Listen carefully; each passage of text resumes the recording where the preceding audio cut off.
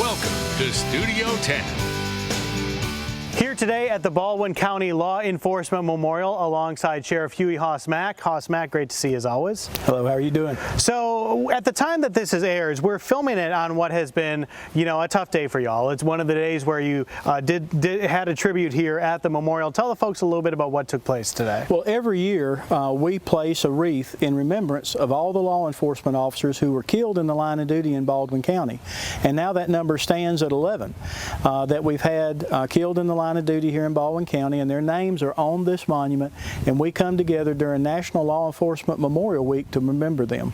And you did pay tribute to your friend, Sheriff Big John Williams, who lost his life this year as well. That's right. In my comments today, I said, obviously my mind is on those on the memorial that I knew, but also Big John was a good friend of mine, and his name was also placed on the National Memorial in Washington, which will be celebrated tomorrow night. Well, I'm so sorry for your loss. So while you talked about Big John and his life somewhat, you also added a name here, and it's a really fascinating story because the name has direct lineage to your predecessor. I know it's a long version, but tell us a little bit about that. Well, essentially about 8 months ago, I was contacted by an individual out west who was a retired law enforcement officer, and he had become kind of a historian by hobby.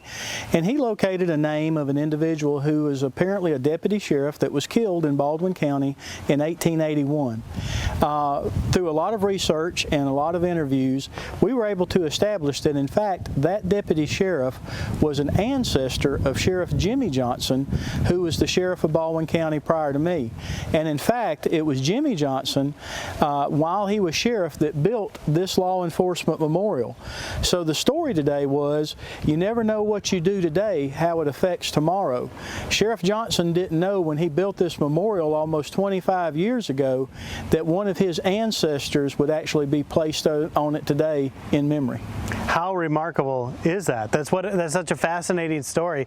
So tell us, what does it mean for y'all to walk out here and be reminded and to have this beautiful memorial and to just take it in days like today to kind of soak in those who have lost their lives in the line of duty? Well, what we do during National Law Enforcement Memorial Week is that's just it. We never forget. We always remember. And it's not always remembering how these individuals died, but it's how they lived. They lived a life of service. They made the ultimate sacrifice. Every one of those names on that memorial represents a family, and they also represent the family of law enforcement. So it's a time that we remember, but it also gives us encouragement to know that we're in this fight together and that we're a family working in law enforcement. We are so appreciative of you and all the law enforcement for putting your lives on the line and making sacrifices for us. So thank you so much for what you do, Hoss. We appreciate it. Thank you for joining us on the show today as well.